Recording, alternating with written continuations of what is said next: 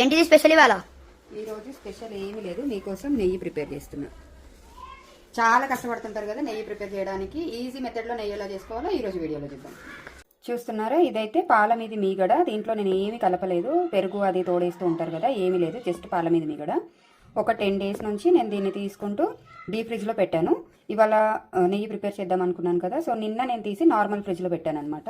So deep ఫ్రిడ్జ్లో కొంచెం మనకు గట్టిగా ఉంటుంది కదా, నార్మల్ ఫ్రిడ్జ్లో పెట్టినప్పుడు కొంచెం సాఫ్ట్ అయిపోతుంది. ఇప్పుడు ఇది ఒక 2 hours బ్యాక్ నేను తీసి బయట పెట్టుకున్నాను. కొంచెం నార్మల్ టెంపరేచర్కి వచ్చిన తర్వాత ఇలా సాఫ్ట్గా అయిపోతుంది అనమాట. ఇప్పుడు నెయ్యి ఎలా చేయాలో చూద్దాం. చాలా సింపుల్ అండి. ఇది మీగడ ఉంది కదా, కొంచెం ఒకసారి ఇంత కలిపేసుకోవాలి. ఎక్కడైనా గడ్డలు గడ్డల్లాగా ఉంటుంది కదా, సో అది సాఫ్ట్ అయిపోతుంది. స్టవ్ ఆన్ చేసుకొని సిమ్లో పెట్టుకోవాలి.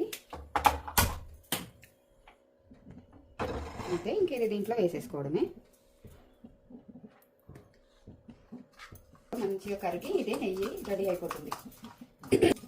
ఇంతేనండి, ఇది కరుగుతూ కరుగుతూ నెయ్యి అయితే పైకి వచ్చేస్తుంది. ఇది అయ్యేటప్పుడు మధ్య మధ్యలో కలుపుతూ ఉండాలి, లేకపోతే ఒకటే దగ్గర మాడిపోయినట్టు అయిపోతుంది. నెయ్యి రెడీ అయిపోయింది చూసారా. ఇంకా దీన్ని స్టవ్ ఆఫ్ చేసేసి వడగట్టుకోవడమే.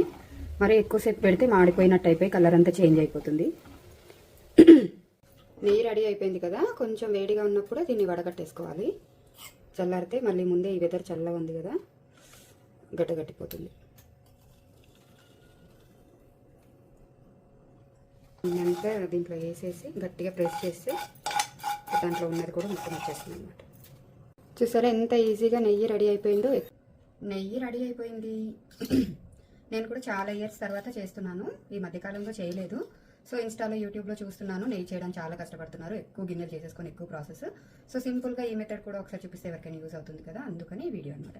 ఈ వీడియో మీకు యూజ్ అవుతుంది అనుకుంటే లైక్ చేయండి, అలాగే ఛానల్ని సబ్స్క్రైబ్ చేసుకొని ఉంటారు. మరి బాయ్ బాయ్.